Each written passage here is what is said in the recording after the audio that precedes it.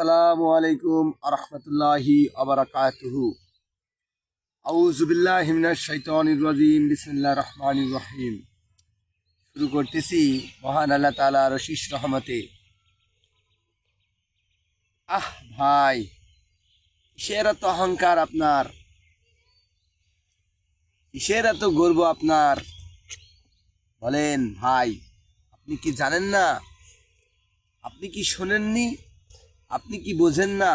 কুল্লু নাফসিন যায়কাতুল মাউত, এই আয়াতটার অর্থ কি আপনি জানেন না? এই আয়াতটা সম্পর্কে কি বোঝানো হয়েছে আপনি কি জানেন না?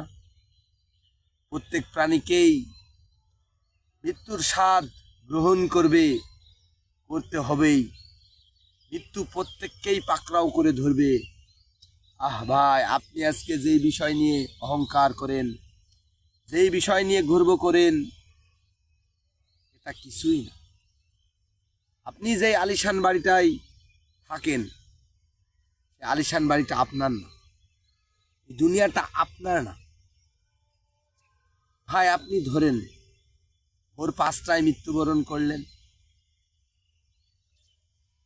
ভোর 6:30টায় আপনার মাইকে জানিয়ে দেওয়া হবে অমুক গ্রামের অমুক ব্যক্তি ইন্তেকাল করিয়াছেন। সবাই শুনে পড়বে কি, ইন্না লিল্লাহি ওয়া ইন্না ইলাইহি রাজিউন। সকাল 8টায় আপনাকে গোসল দেওয়া হবে, গোসল দিয়ে আপনাকে কাফন দিয়ে ঘোষণা দেওয়া হবে। 10টার সময় আপনাকে মাটি দেওয়া হবে, 11টায় আপনাকে মাটি দেওয়া হবে।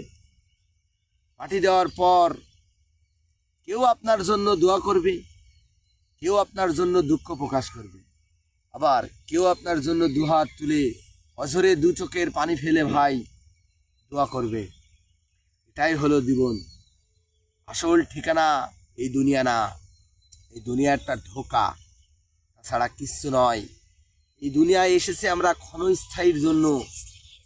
এই দুনিয়ার এই ক্ষণস্থায়ীর জন্য আমাদের এত বড়াই, এত অহংকার, এত কিছু, এত টাকা পয়সা, এত ধন সম্পদ।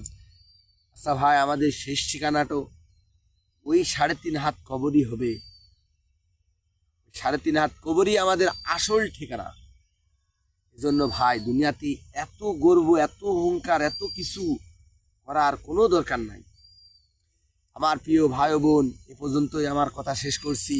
এবং আমি আরও কিছু কথা বলছি। আমার পেজটাকে আপনারা ফলো দিবেন, লাইক করবেন, শেয়ার করবেন, এবং আমার কথাটার মধ্যে কোনো যদি ভুল থাকে অবশ্যই আপনারা কমেন্ট করে জানাবেন।